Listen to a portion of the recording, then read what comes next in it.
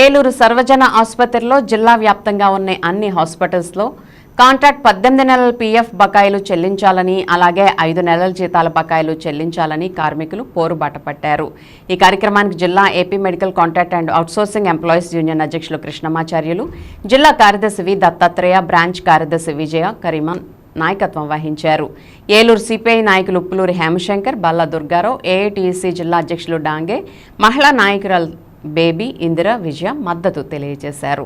Hospital, area hospitals, అలాగే community సెంటర్స్లో ఉన్న పనిచేస్తున్న కాంట్రాక్ట్ సిబ్బందికి 18 నెలల పిఎఫ్ బకాయిలు, అలాగే 5 నెలల జీతాల బకాయిలు ఫస్ట్ ఆబ్జెక్ట్ కాంట్రాక్టరు చెల్లించలేదు. దాని మీద ఎన్నో తడవలు మేము ఆయన్ని చెల్లించమని రిక్వెస్ట్ చేయడం కూడా జరిగింది. ఒక తడవ సమ్మె నోటీస్ ఇస్తే సగం చెల్లించి ఇంకా సగం చెల్లించకుండా అలాగే ఉంచేశాడు.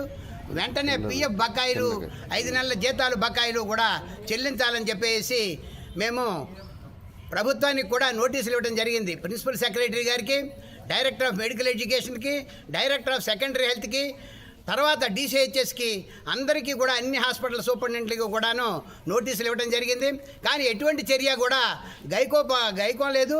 అందుగురించనే ఈ రోజు నుంచి సమ్మెలోకి వెళ్తున్నామని చెప్పేసి దీనికి ప్రజలు ఇబ్బంది పడతారు.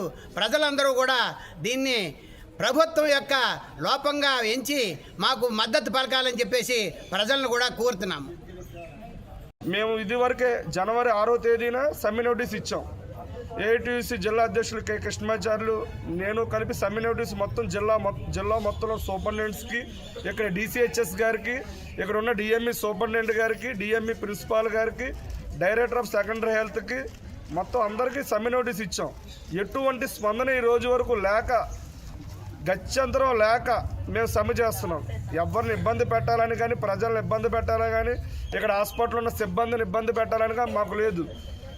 మేము మా వర్కర్స్ మేము ఎటువంటి పని చేస్తాం, సానుకూల దృక్పథంతో ప్రభుత్వం అందరూ స్పందించి, జిల్లా కలెక్టర్ గారు, డైరెక్టర్ ఆఫ్ సెకండరీ హెల్త్ వారు, ఏలూరు ఎమ్మెల్యే గారు అందరూ స్పందించి ఈ ఇబ్బందిని మాకు సరిచేసి మా పిఎఫ్ బకాయిలు కట్టించాలని కోరుకుంటున్నాం.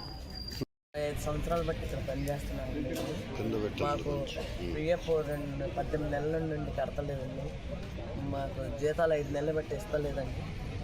మాకు జీతాలు ఇవ్వాలని, మాకు పిఎఫ్లు సకాలంగా కట్టాలని కోరుకుంటున్నామండి. మేము అద్దెలు కట్టుకోలేకపోతున్నామండి.